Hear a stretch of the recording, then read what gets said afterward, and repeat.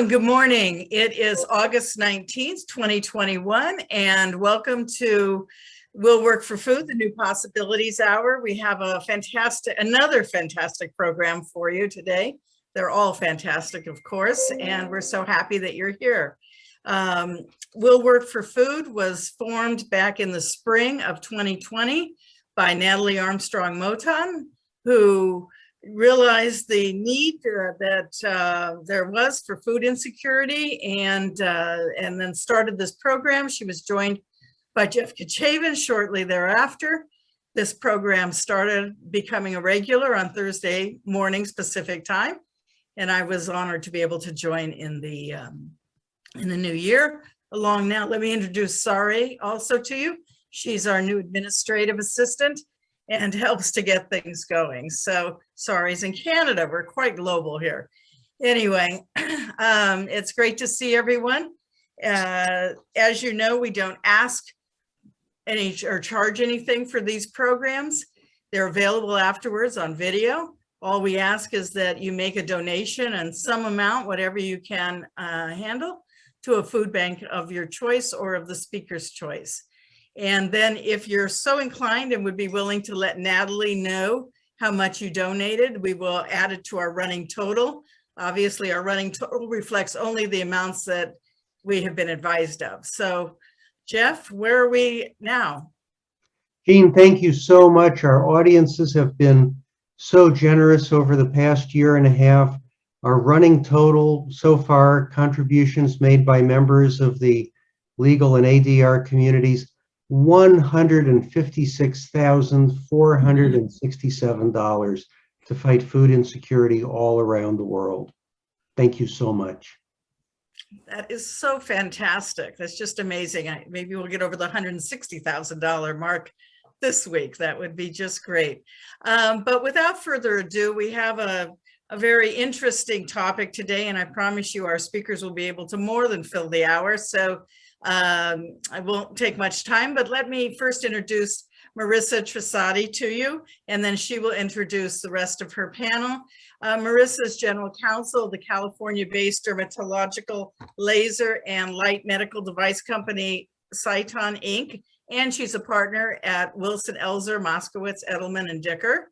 Her practice focuses primarily on civil litigation with an emphasis on products liability litigation, including cases involving drugs and medical devices. She has authored many articles, presented on many topics, including cybersecurity, crisis management, GDPR, social media, et cetera, et cetera. Premises liability, in particular, is one area that ties in with the human trafficking area, in which Marisa now, which is wonderful that she has become an expert in this. It's just not wonderful that it even exists for someone to become an expert in. However, Marisa and the speakers today all have great experience, unfortunately, or fortunately, as the case may be, in that area. Marisa is a past president of the Maryland Defense Council, her local Defense Bar Association. She is a past president of CLM's Maryland chapter, is a senior director with the FDCC, was recently awarded the FDCC's Hecker Award, which is one of its highest honors. And she serves as the DRI Maryland State Representative. She, of course, has many, many more qualifications and wonderful things on her resume. Please feel free to look her up on her firm website and learn all about her.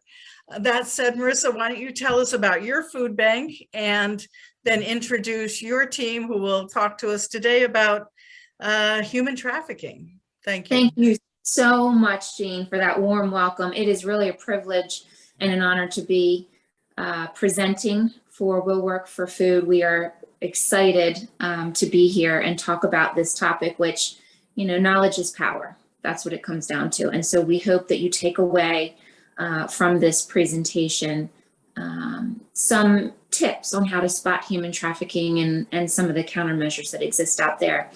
We are presenting on behalf of the Maryland Food Bank, which is a 93,000 square foot operation in Baltimore, with its central hub for food distribution to Central Maryland.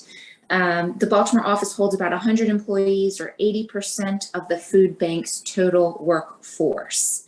The food bank statewide campaigns and initiatives in fiscal year 19, the branch distributed more than 27.4 million meals to food insecure Marylanders. So they're doing a great job, and we're going to hopefully help them continue to do a great job.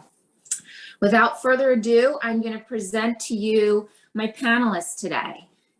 Two of these panelists and I have worked closely together since at least 2017, when I had the first 4 Maryland human trafficking cases involving hoteliers. Dr. Orozco, Kimberly Mehlman-Orozco, you'll see her on that screen, is a social scientist, an author. In fact, she just authored a children's book on human trafficking and plans to publish additional volumes in that regard. She'll talk about that. But she's the leading human trafficking expert witness. And we were so fortunate to meet Dr. Orozco in 2017. We found an article by her, we reached out to her, and I can't tell you the countless conversations we had before depositions where she was priming me on how to depose a trafficker, how to depose a victim. Dr. Orozco is the author of Hidden in Plain Sight, America's Slaves of the New Millennium. And we're going to talk about the state of the art of human trafficking, which dates very far back. It's a training manual for law enforcement on human trafficking across the country. Dr. Orozco's innovative research has also been published in peer-reviewed journal articles, as well as a variety of media outlets, including USA Today, Politico, The Hill, Thomson Reuters, The Post, and the Houston Chronicle. She is also the executive director of Freedom Light, which is a 501c3 for trafficking victims. And she's been very active in the countermeasure efforts. And she'll talk a little bit about that during this presentation. Brittany Harvey. Brittany Harvey, I met through those first 4 cases in Maryland, and she is a claims representative out of Denver, Colorado.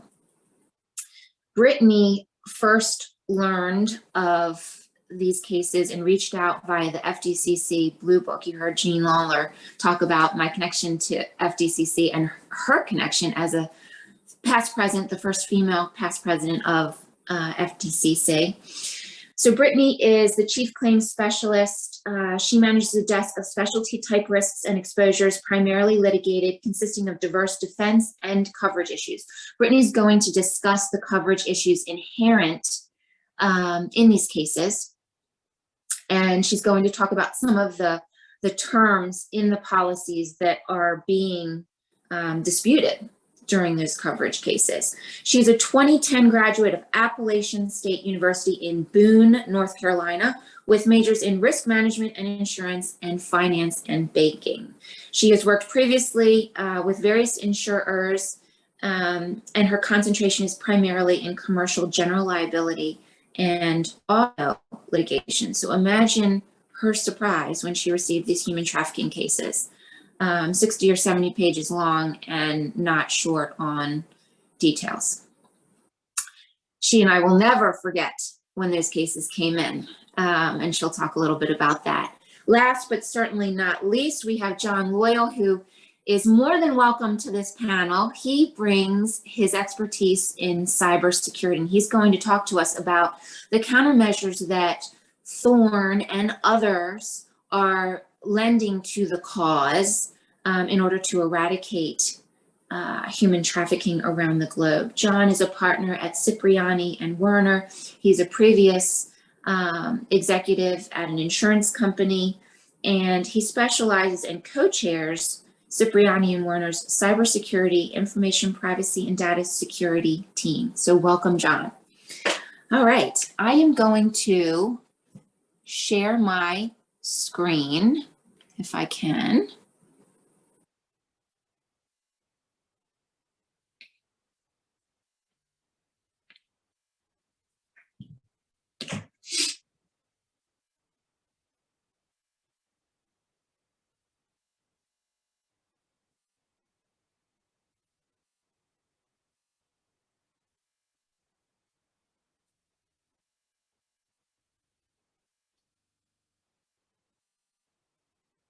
Here we go.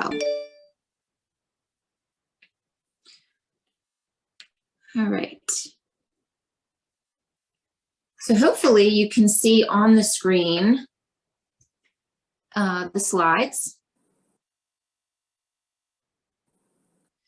Let's talk a little bit about, awesome. Let's talk about generally what human trafficking is. And Dr. Orozco, I want to lead with you. Maybe you can talk a little bit about the title of your book and how that arrived, and then walk us through labor versus sex trafficking, which are the major subtitles for trafficking. Sure. So first off, thank you for inviting me to participate in this presentation. I'm excited to be here. So human trafficking, when we think of human trafficking, really we're talking about modern day slavery. So if you look at the trajectory and how trafficking came to be, it was adjusting and updating laws on forced labor, on slavery, to accommodate some of the modern forms. So instead of just focusing on physical force and actual threats, they wanted to incorporate in the Trafficking Victims Protection Act, which is our large piece of federal legislation to address trafficking. They wanted to include coercion, deception, some more elements of mental manipulation. So if you're talking about modern forms of slavery, human trafficking, more often than not, it's not like the movie Taken, where a clearly innocent victim is physically kidnapped and held against your will. It involves more deception, coercion, threats, things that you can't necessarily see or assess from looking at somebody or even talking to them. It's difficult to identify. So Marisa talked about the title of my first book, Hidden in Plain Sight. I entitled it that because it really is a hidden crime. Every person who's watching this presentation, we have all encountered a victim at some point in our life. We have used the products of slavery without knowing it. We've consumed the products of slavery as well. And it is almost unavoidable. Even businesses and corporations that are really just going above and beyond the standard business practices find it hard to completely eradicate any forms of exploitation down their supply chains because of how prolific it is. As far as the difference between labor and sex trafficking, so that we have this overarching term of human trafficking talking about modern slavery, and then the two major subtypes are labor trafficking and sex trafficking. In the media, you hear a lot about sex trafficking, but actually, I would say prevalence is looking at more people who are trafficked through labor trafficking, including men as well as women and children. So with labor trafficking, they're using false promises for high-paying jobs. It doesn't necessarily need to involve international travel or even interstate travel. You can be trafficked within your own state, within your own community even, because the definition of trafficking is the use of force, fraud, coercion, deception, or threat for the purpose of exploitation or the exploitation of anyone under the age of 18. That second part is important in particular for sex trafficking because a minor cannot consent to be trafficked. So they can't say, I'm consenting to be exploited in the commercial sex industry. Consent is not an affirmative defense. But even with those two major subtypes of labor trafficking and sex trafficking, there are even further delineations of typologies underneath those categories. So underneath sex trafficking, you can have adult sex trafficking, minor sex trafficking, gang-controlled sex trafficking, international sex tourism, military sex trafficking, or sex trafficking consumerism. With labor trafficking, you can find it in the agricultural industry, in chocolate manufacture, in textile industry. I mean, really, you can just find it in so many different businesses.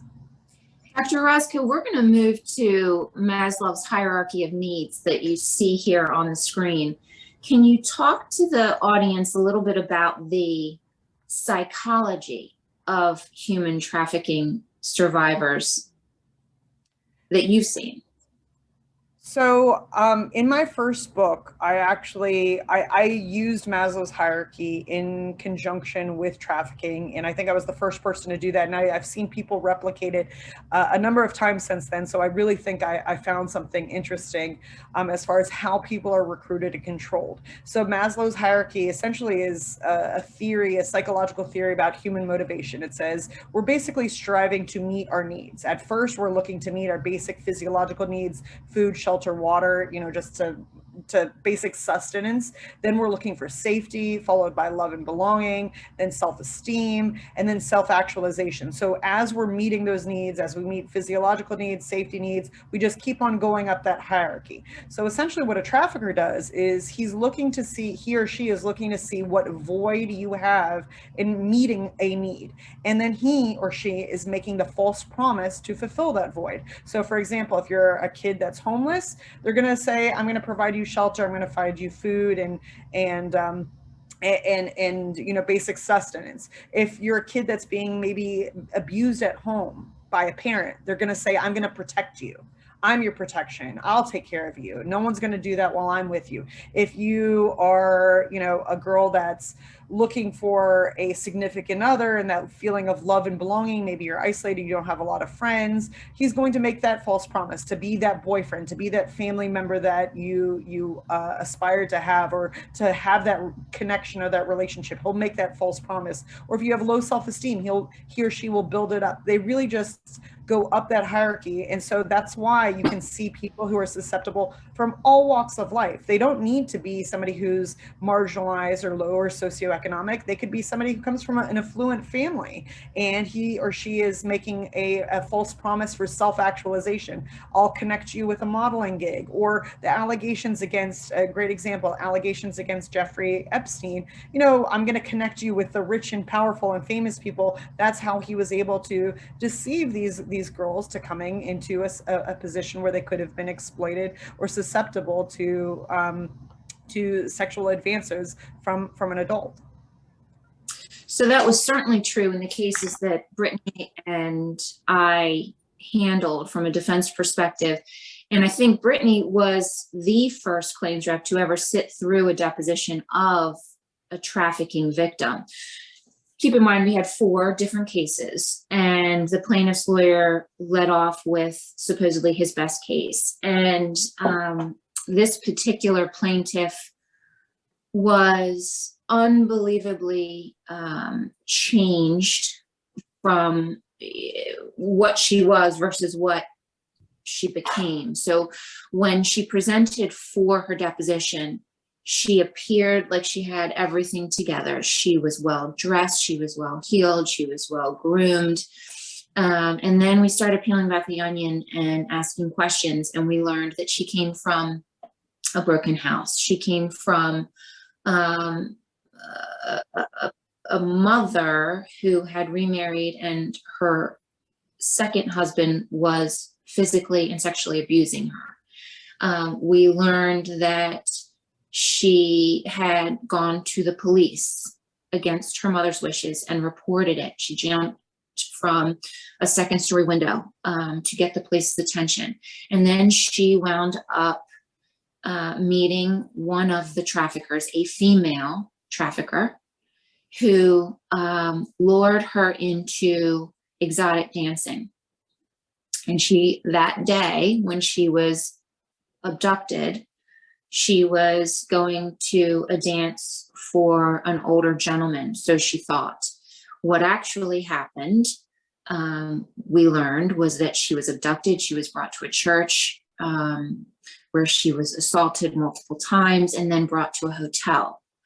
And that's where the rest of the doe's stories began.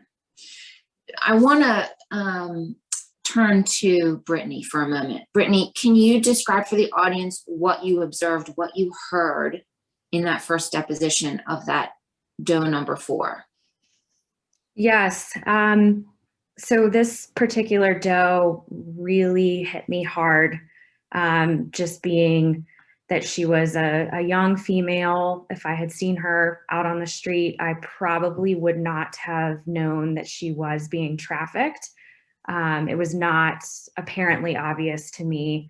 And like Marisa said, as we started going through the deposition, it was just very surreal to me and very impactful, just the way that she had been mentally abused and had kind of been dealing with this mental tether, this connection to her trafficker.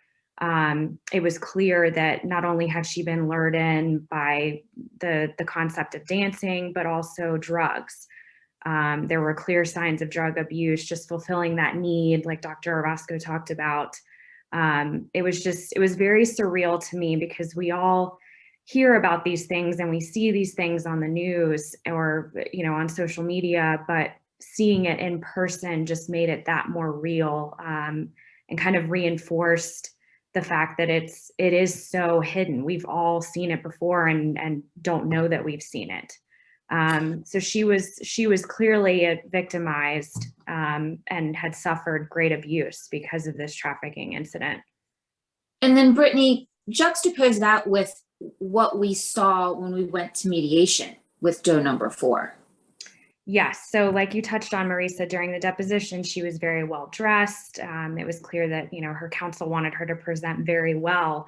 And then at the mediation, when we're talking about resolution in the case, she presented like she was strung out on something.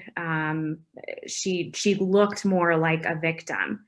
I think, they really wanted to make that impression on us. And that just spoke to, like I've touched on, and like we've all touched on, that it really can, these victims can wear 2 faces, and it is very hidden. So she clearly showed physical signs of that abuse without being questioned, and mental indications of that abuse. She had to take, step out because she would get upset. It was like we were looking at 2 different people. Absolutely. Absolutely. John, you're going to talk to us about the industries impacted by labor trafficking. I know Dr. Orozco touched on them a bit, but do you want to give the audience sort of an overview? Yeah, thanks. Exactly. And Dr. Orozco, I think, did touch on this. So I'll just briefly run through it. But, this slide is really about education here. And, I think when people think, labor trafficking, the immediate thought are, the sweatshops, out in Southeast Asia and the like, right? And it's much more than just that, right? And it's really touching many facets of industry. And a few listed here: agriculture, construction, factory work, right? And they're all built, a lot of these are all built on false promises. The promises of higher wages, the promises of medical assistance, right? Of vacation and sick time. And unfortunately, many of these individuals, all the individuals who end up into these positions are just misled by these promises. And ultimately, they get themselves into these situations, and now they're just being mentally and physically controlled by the individuals who brought them into these situations. And this is all about awareness for everyone here on this session. Of it is just not limited to what you may think and know about, and it is impacting many more industries than what you may hear in the mainstream media and what's been touched upon in the past. John, since we have started doing these presentations back in probably 2017, 2018 timeframe, we've seen an evolution of sort of the spotlight that has been turned on human trafficking in general. It certainly began January of 2018 when I was about to argue my summary judgment, and Backpage is being indicted, and the jurist who was hearing the summary judgment immediately, right out of the box, asked a public policy question. He wasn't interested in the law. He wanted to know, if he granted the summary judgment for the hotelier, what was the blowback from that? And what I see currently is a movement amongst the corporate boards and the corporate officers in the ESG space wanting statements about preventing trafficking in the supply chain. However we can do it. DAC Beechcroft was one of the first, if not the first, law firm to put a human trafficking statement out on its website. And since then, I know a lot of companies, including Cyton, the company for which I'm general counsel, has also definitely espoused a anti-trafficking approach. Dr. Orozco, what do you know in that regard? So just to come back a little bit to something that we said earlier, and to give a little bit of color to the audience members, I just wanted to point out that the beginning of my career, it was focusing on interviewing, because there's not a lot of data on trafficking because of how hidden it is. It's difficult to identify. I did a lot of qualitative interviews with convicted human traffickers. And one of the traffickers that I interviewed, he said this, he said, "A cunning individual is very capable of making another person believe that he or she is in control, concealing their intentions until they lead that person to the edge of the cliff." That quote from a convicted trafficker was very eye-opening to me, and I hope it is to you as well, to the fact that traffickers, they're concealing what they're doing. There are not overt signs of trafficking when you encounter a victim. You're not going to see bruises. You're not going to see, they're not going to even ask for help because of the mental manipulation. So as far as the industries impacted, labor trafficking is so prolific. It's almost in every industry. It's encountered by almost every type of business without you knowing it. So really, we're dealing with a crime that is becoming an epidemic, but that we still don't really have solid ways to combat the issue and to identify people who are engaging in this type of crime. So sorry, I just wanted to say that really quickly, Marisa, but what was your question again? So absolutely hidden and clandestine. But I guess my question was, what are you seeing as far as businesses educating on trafficking and the ESG movement, if you will? So, I wanted to make that point first because as far as educating and what businesses are doing, they're doing something called, they're focusing on best practices, right? They're being educated by a variety of different organizations that have come up with ideas on how to combat the issue, but really don't have a strong evidence base.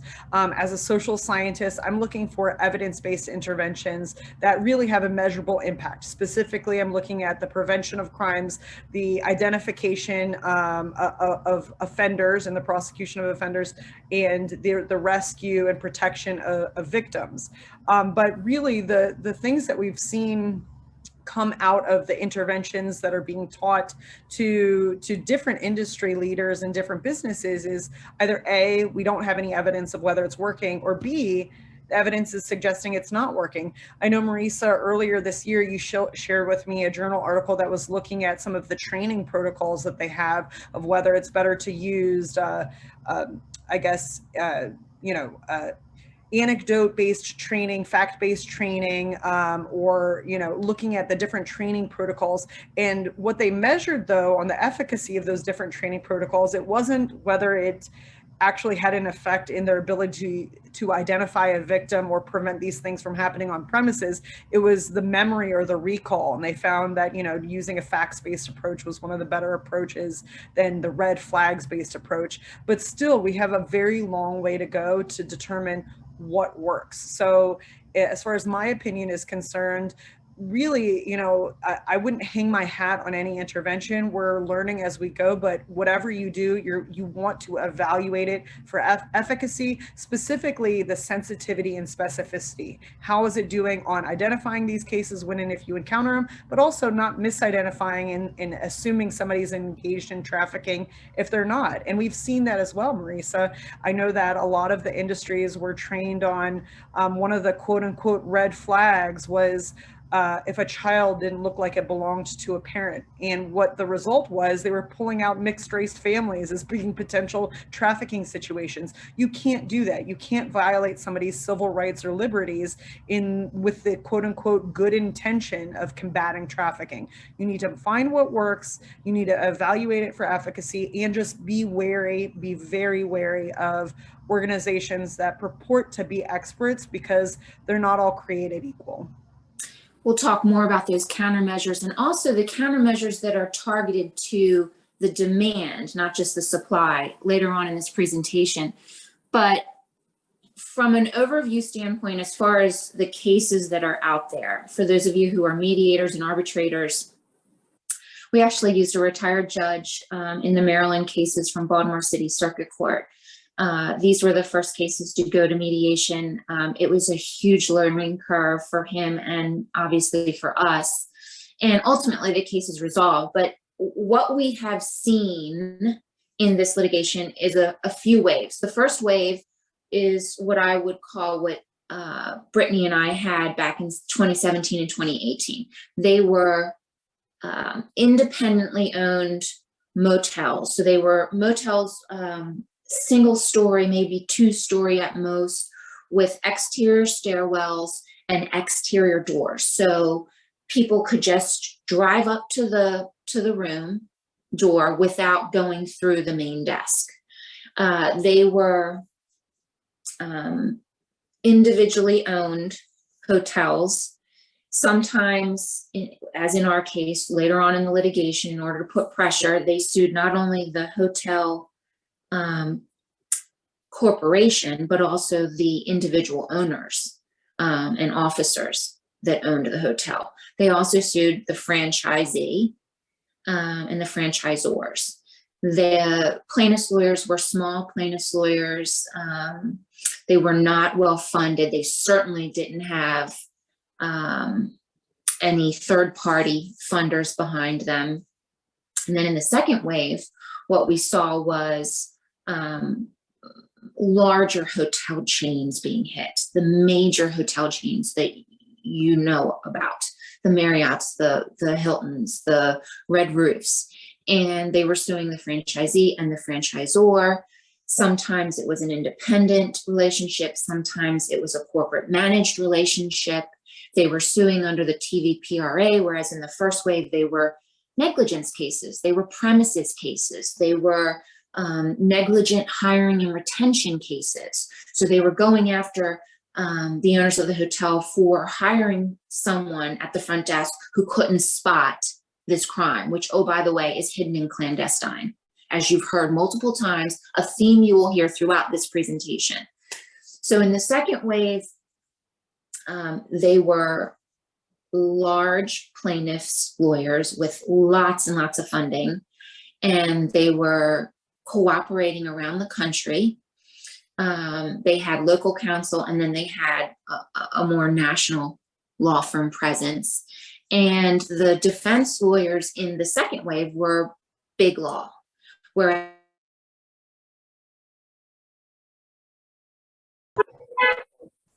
they were smaller firms in that regard.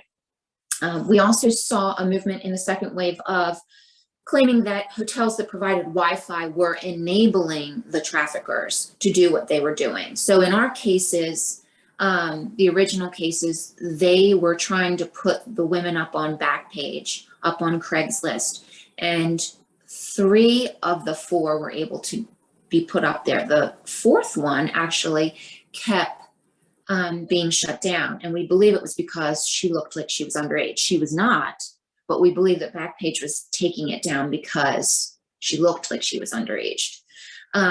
So the allegation was that the hotel in the second wave of litigation knew or should have known that that's how the Wi-Fi was being used. Now, that ignores the fact that the hotel was situated in a shopping center scenario, and the hotel was next to a department store, and the traffickers actually brought the does into that store, bought them clothes, and then came over to the hotel. Also went to a breakfast location, never spotted. Went to a very large discount store with cameras. It was never spotted. And so it goes back to, in all of these waves, the traffickers are very smart. They parade the women around not scantily clad, but rather in street clothes. And the women are not asking for help. They're not sending notes. Contrary to what our complaint said, they did not ask for help, perhaps because of that mental tether, but it was not something that was easily identifiable by anyone at the front desk, especially someone who may only have a high school education. In the third wave, what we're seeing is a movement toward big tech. They're evolving in terms of their claims, how they use TVPRA. We're seeing, and Dr. Orozco will talk about this, rape and sexual assault being pled as TVPRA claims. It's very different. it's definitely evolving, if you will. And I'll tell you, I did get a strange email 2 days ago about an outfit that is recruiting trafficking victims, conceivably for help, but also conceivably to bring claims. And Dr. Orozco will talk about some of the third-party outfits out there that as countermeasure outfits, but really are not. So sometimes it's a hero, sometimes it's a villain, depending upon the nature of their practice, the nature of the training, the nature of the help that they're giving to the survivors. So that's sort of an overview of the different waves of litigation. As you can see here, there are a variety of defendants in the cases. In the second wave, we saw some big tech defendants, and some cases are proceeding. Some cases were bounced. And we also saw cases that were mostly filed in federal court, although in Texas there are some state cases that have some state claims as opposed to TVPRA claims. We did see a push toward MDL litigation, but that was thwarted in Florida. And I'll tell you that when the first wave of cases came, there were matters pending in 4 states: Pennsylvania, Maryland, Texas, and Georgia. Pennsylvania had a minor case. The other ones, I believe, were all adults. And now we see them in 13 plus states. Although I will say that I had 3 cases for a major hotel chain that got dismissed for no pay with prejudice. And my colleagues that are also in the litigation are having good results as well. It's kind of 50-50. Ohio is not a good jurisdiction. We'll talk about sort of the states that are good for the defense versus good for the plaintiffs, et cetera. What you see there is a state-of-the-art definition. And Jean had referenced FDCC. Dr. Orozco and I, an associate at Wilson-Elster, worked on a state-of-the-art article because it had not been done before. And we looked at sort of the evolution of trafficking from the Roman Empire to the present, what Dr. Orozco termed modern day slavery. And that article was published by FDCC in its Insights magazine. It was unbelievable to research and write because you really don't know all that is out there and all that has sort of evolved from, you know, the Roman Empire to the present until you've done that research.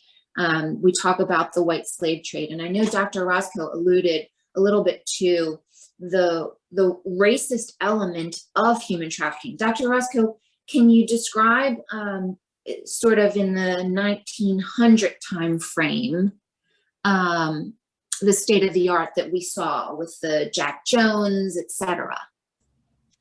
So, so when I teach and talk about trafficking, most of the time, if you like your average run-of-the-mill expert, they'll talk about trafficking beginning with in the year 2000, you know, with the TVPA, but actually the history of trafficking goes back over 100 years. So one of the first exposés on trafficking, back then it was called white, quote unquote, white slavery, began in 1885 with a publication called The Maiden Tribute of Modern Babylon. In that publication, a reporter by the name of W.T. Steed went undercover and, you know, tried to uncover the fact that a lot of the minors that were being sold in the commercial sex industry weren't of the age of consent, and, you know, they were being stolen or abused, and basically what was going on there. that expose led to not only changes in London, so that was in London, but in the United States on the age of consent. So first they started changing the law to increase the age of consent for sex, but eventually they passed what's known as the Mann Act, or the White Slave Traffic Act of 1910. That law was intended to address sex trafficking, but in reality, the way that it was applied, the law was applied, it was extremely racialized. And I've written articles about that. So, for example, one of the first prosecutions under the White Slave Traffic Act, under the Mann Act, was against the heavyweight champion boxer who was African-American male named Jack Johnson. He was charged with trafficking because he had a white wife. And in the news articles from the early 1900s, he was also accused of immorally distributing materials that supported interracial relationships and marriages, like, quote unquote, my affair with a golden brown man. That was one of the publications that, was brought up during his trial. He was convicted of sex trafficking. And for years, for decades, those laws were used to predominantly, it was a very racialized application. It was used to support segregation. It was used to support Japanese internment camps during World War II. We don't have the best history of trafficking, our anti-trafficking legislation, and how it was used and who was criminalized under it. But it wasn't until, I believe it was a case, I think it was the Kosminski case in the late 1980s, where there were two mentally incapacitated individuals that were essentially coerced and deceived and used as slaves on I believe it was a farm, but the Supreme Court found that they were not guilty of, and overturned their conviction of, forced labor, of slavery. And that's what initiated or kind of sparked the need for the TVPA in 2000. But as far as how those laws continue to be applied, we still see some interesting ways that I don't necessarily are consistent with justice or the congressional intent of the application of those laws. So instead of going after actual traffickers, people who are holding individuals in modern slavery, we see, the laws being used to criminalize other acts. So for example, there are a number of plaintiff attorneys that think trafficking has come to the rescue for other gender-based harms. So they're pleading, for example, domestic violence cases as trafficking cases, or sexual harassment cases as trafficking cases, even though they're not. But we also see predominantly in civil courtrooms that these laws being used to go after third parties, innocent third parties that really unwittingly encounter these trafficking schemes, but they have deeper pockets, and that's why they are, going after as a target. So we have a very long and sordid history on the timeline of trafficking through the years. We're still trying to address it, but in reality, if you really do care about modern slavery, if you want to address this, we're really looking at people who are having their food, their housing, their, finances controlled, really a modern form of slavery. That's what we're addressing. That's what the crime is about, and that's what we're looking to combat. It's not about going after third parties because they have deep pockets, or pleading non-trafficking cases as trafficking because of the sensationalization of the topic. All right, I want to move through the next few slides quickly. They basically show where there are cases and where defendants have gotten favorable rulings, where plaintiffs have gotten favorable rulings, etc. So there you have it. Defense wins in various cases over the last, I'd say, year and a half. Judge Marbley in Ohio. Ohio's been a particularly tough jurisdiction for defendants. And here you have the anti-trafficking legislation that you've heard Dr. Orozco and I refer to. So there was the TVPA, and then there was the Reauthorization Act several times, TVPRA 05, 08, and 13. And those are the statutes under which the current cases are being brought, the TVPRA claims, which authorized the filing of civil actions against third-party businesses, including hoteliers. Marisa, just really quickly, I think that's a good segue into one of the questions we have in the chat. They asked who is suing. So the person who's trafficked, they're the named plaintiff, but Marisa had alluded to, there are these other third parties that are seeking out, like they're actively seeking out people to sue businesses. So for example, if you follow anti-trafficking nonprofits, I've seen these sponsored ads on Facebook saying, you know, did you go to a hotel? Did you sell sex there? If yes, you might have a lawsuit, like kind of those infomercials that you might see on late night TV of a lawyer looking for, you know, a plaintiff for a particular case. So we do have these third parties that are seeking out and kind of trying to find these cases against different businesses, but the named plaintiff in the case is the actual survivor or alleged survivor or victim. Absolutely. So you have the does who are suing businesses, individuals, big tech. All right, John, I'm going to throw it to you. We've got 10 minutes and I want to make sure that you and Brittany get heard with this audience. So why don't you walk us through fintech and crypto? Perfect. So starting with Thorn. Thorn is a nonprofit organization founded actually by Ashton Kutcher and Demi Moore. And really it is an anti-human traffic organization with a real focus on preventing the sexual exploitation of children. And what their overall mission is that it's focused on the utilization of technology and software. And while technology is being used by the traffickers in order to further their illicit gains, right, through the advertisements on both the normal web and on the dark web, right? It's now using this technology and understanding how the traffickers are using the technology and now using this technology against them to further uncover who they are and exactly what are they doing. So to that end, Thorn has been and continues to partner with major technology companies to develop and improve software in order to prevent the sexual exploitation of adults as well as children. And one such example of this is a piece of software called Spotlight. And Spotlight is Thorn's human trafficking investigating tool.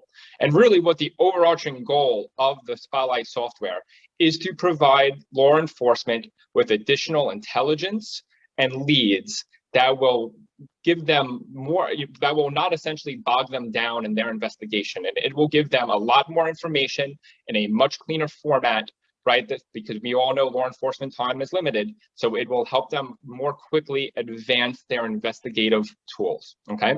So it's a very complicated piece of software, and I'm not gonna bog everyone down with the logistics of how it operates.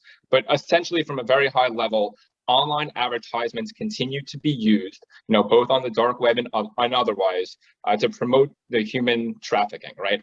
And law enforcement historically has been forced to manually review these thousands, hundreds of thousands, millions of ads that are out there to try to link the pieces together to advance their investigation. And as I mentioned, right, law enforcement time is limited, monetary resources are limited, right? So they were just getting bogged down with the amount of information that was out there, you know, with the many ways these advertisements are spread throughout the dark web, and it was making their job just a lot more difficult. So what this Spotlight software is now focused on is that it uses a complex set of algorithms that can very more quickly review hundreds and thousands of ads at one time. And what it's looking for are common denominators across the dark web, right?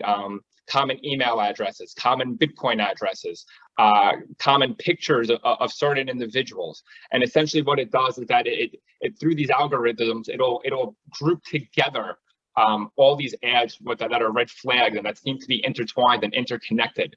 And then it's able to present this package over to law enforcement and say, you know, this is what the software tool has been able to identify. These are the commonalities between what we are seeing. And then law enforcement is able, instead of being bogged down in everything that's out there, has this package in front of them that is very narrow, that is very focused. And they're able to use that on their investigation to start, you know, determining the identities of certain of these individuals. And clearly, up on the slide here, the success of Thorn and the success of Spotlight really speaks for themselves. And you know, within the first 6 months, the software identified 6,000 sex trafficking victims, and you know, overall over 17,000 you know, children with 9 children a day. And most importantly, right, this app is machine based, right? So as the traffickers, change up their MOs and learn more about these tools that are being used to identify them, and they start changing their methods. Well, the great thing about the Spotlight tool is that this algorithm can change along with them and can help keep pace with what the traffickers may be doing. All right, turning to crypto. So turning to crypto. So no surprise, but traffickers have been using cryptocurrency as a means to facilitate the trafficking, because there's always been a historical thought that it's the most anonymous form of currency. And to a certain extent, that's been true. But as cryptocurrency and Bitcoin has become more prevalent in mainstream society and is now being traded and bought and sold on a daily basis, right, it is starting to lose that level of anonymity. But it is still, at the end of the day, still very difficult, and you need to have the resources, you need to have the time, you need to have the experts who are able to track and understand Bitcoin, right? And there's a lot of moving pieces here. And really, when it comes down to cryptocurrency and using that as part of the anti-trafficking, it's really about knowledge, education, and collaboration. So what do I mean by that? First is the individuals who are really in the know, right? The anti-human trafficking intelligence initiatives, the nonprofit organizations like that, individuals like Dr. Orozco who have the fundamental knowledge, understand the red flags to what to be looking for when dealing with, cryptocurrency and other transactions. So, what are the red flags that we would be looking for, especially with crypto transactions, right? Frequent transactions in small amounts to common addresses, right? With these transactions, a lot of these being conducted off hours in the middle of the night, right? And then, certain payments being made to certain groups. If you're seeing a lot of small payments made to escort services in the middle of the night, right? Those are red flags from a cryptocurrency basis that we should be looking for, right? Another what we see common scheme is using Bitcoin to pay for what I'll call prepaid credit cards, right? So you're using the Bitcoin, buying the prepaid credit card, and the traffickers believe that's adding another level of anonymity, right? But ultimately, we're able to still track, hopefully, the purchase of those prepaid cards, right? So what we're starting to see nowadays is, groups working together and collaborating, right? So we are seeing the nonprofit organizations, the Anti-Human Trafficking Intelligence Initiative, now working with the major Bitcoin exchanges, who are then bringing on the blockchain analysis firms, and then ultimately looping in law enforcement as well, right? So it starts with the knowledge of the anti-human trafficking organizations, right? Pointing out to the cryptocurrency exchanges, here are the red flags you should be looking for as a crypto exchange. And if you're starting to see this throughout your environment, let's be red flagging that. And then once the crypto exchange is able to flag these transactions, bringing it to what I'll call the blockchain analysis firms, right? Who are now able to use the blockchain to track, the Bitcoin exchange and the flow of the cryptocurrency. And then finally, taking all of these results, taking all of this analysis and providing it to law enforcement to further aid in their investigation. That's great. That's great. Thank you so much. All right, what are we talking about? Supply and demand. We've talked about how to spot a doe and how difficult that is, and how it's a clandestine and hidden crime. How do you affect supply? So supply is, the demand refers to the Johns. And in our cases, it was very difficult to spot a John. It's not like they were lined outside the door of the hotel, despite what the complaint said. And in one case, the case that actually blew up our matter and really allowed us to reach a favorable settlement was that there was an off-duty police officer who was looking for one of the rooms. He was drunk, wielding a gun. Our front desk called the police, and the question came back, well, did you knock on the door? And the police said no. We had no reason to. We had no reason to suspect where the drunken police officer was going. He was arrested. And then the question became, well, did the front desk go and knock on the door? Well, if the police, who are trained to spot something like this, did not see it, how would the front desk know to do that? They're lay, they're high school educated. They're not trained to spot something that is hidden, and they're certainly not authorized to go into a hotel room where there's a right of privacy. There's a reason we have vacator statutes, because even jurists get it wrong. even jurists can't see it. So when we talk about supply and demand, we're talking about affecting who's asking for these services. And there was a study in London where men were interviewed and said that they would be deterred from using women in prostitution if their names, or there was the threat of their names being added to a sex offender registry, imprisonment, or public exposure, such as a billboard announcement, newspaper notice, internet webpage, or through a letter to their family or employer. The interviewees cited higher fines, greater criminal penalties, and suspension of driver's license or car impoundment as deterrents if laws and penalties would actually be enforced. So that's sort of what we mean by that. 45 states so far require convicted sex traffickers to register as sex offenders. We talked a little bit about affecting the supply through these organizations. Dr. Orozco or Brittany, do you have anything to add on the supply and demand side? Just to elaborate a little bit, you mentioned vacator statutes, but just to explain to the audience what those are. So basically, it's so difficult to identify a victim that victims are routinely and often criminalized. They're charged with things related to their own victimization, or they're charged with things that their trafficker made them do. And because of that, because we recognize that happens so often, over 50% of states have what's called a vacator statute, which expunges that conviction. So that essentially means the police officer got it wrong, the jury got it wrong, the judge got it wrong, the prosecutor got it wrong. All those individuals got it wrong as far as identifying this person as a victim. And I think that is a very good example to say, how do you expect a private business to get it right when all of these trained individuals are getting it wrong? And then also just to, I don't know, Marisa, if you wanted to take a look, we have a few other questions that came in. Before we do that, let's let Brittany cover coverage and liability really quickly, because I'm sure there are people in the audience who want to hear about the policy language. So Brittany, take it away. We have 2 minutes, I think. Okay, I'll be super brief. So coverage and liability in these cases, those are two concepts that are distinctly different and go hand in hand in the investigation of these cases and what a policy will cover. So for this audience, I'll just use our example of the commercial insurance policy for a hotel. So there's several different perspectives, and there's several different strategic positions that can be taken when handling these. First of all, if there's any other parties that should be brought into the suit, like in our case, we had the franchisee and franchisor scenario where we needed to get them involved, or the parent company of the hotel. That can all play into the liability, bringing more insurance companies to the table.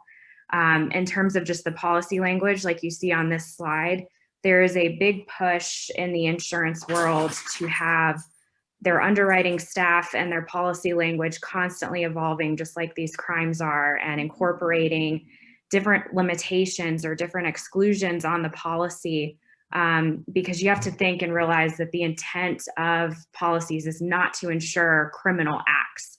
Aside from just this one exclusion you can see on the screen, insurance does not want to provide coverage to criminals or to any resulting acts that they have.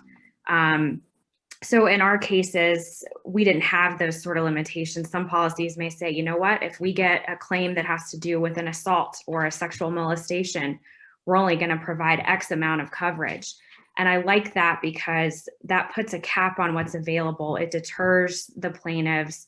It kind of helps set a standard that this is not okay. These are not acceptable cases to pursue.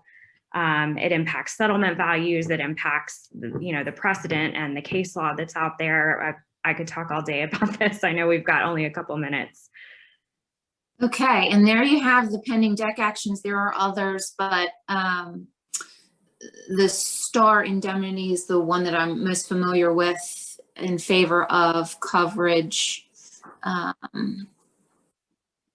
But we want to get through the rest of this, and I know there are questions. Dr. Orozco, I can't see those questions, so if you want to shout them out. And yeah, if we have One question was, how can ADR be used in addressing cases of human trafficking, seeing that trafficking is generally a crime and yet have features that affects individuals much more? And this is from an ADR practitioner.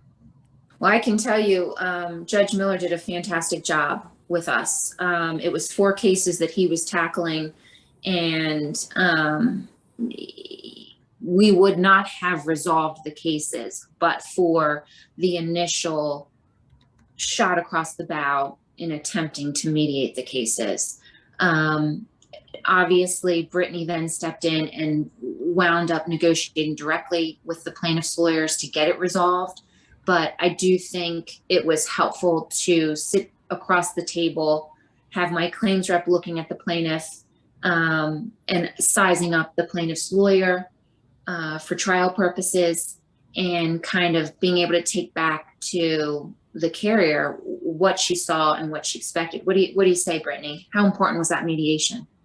Oh, it was extremely important. Had we not ultimately resolved the case, it was crucial for me to be able to see these plaintiffs and put myself in the juror's spot and see what they were going to see and exactly what we were going to be up against. And having Judge Miller as a neutral party there, I mean, he, like you said, Marisa, he did a fantastic job. Yeah. Dr. Orozco, any others? No, I was just going to say, I just shared a link with everybody on some of the impetus behind, these plaintiff cases. But as far as the utility of ADR, I think it's good. And I think some of the resources are, look into what trafficking is, understand what that is, but understand, and the reason why I share that link, understand the impetus behind these cases being filed, because it's just because it presents as an altruistic, helping a survivor, it doesn't always mean that's the actual case. Look to say, ask the question, is this actually trafficking? Is it modern slavery?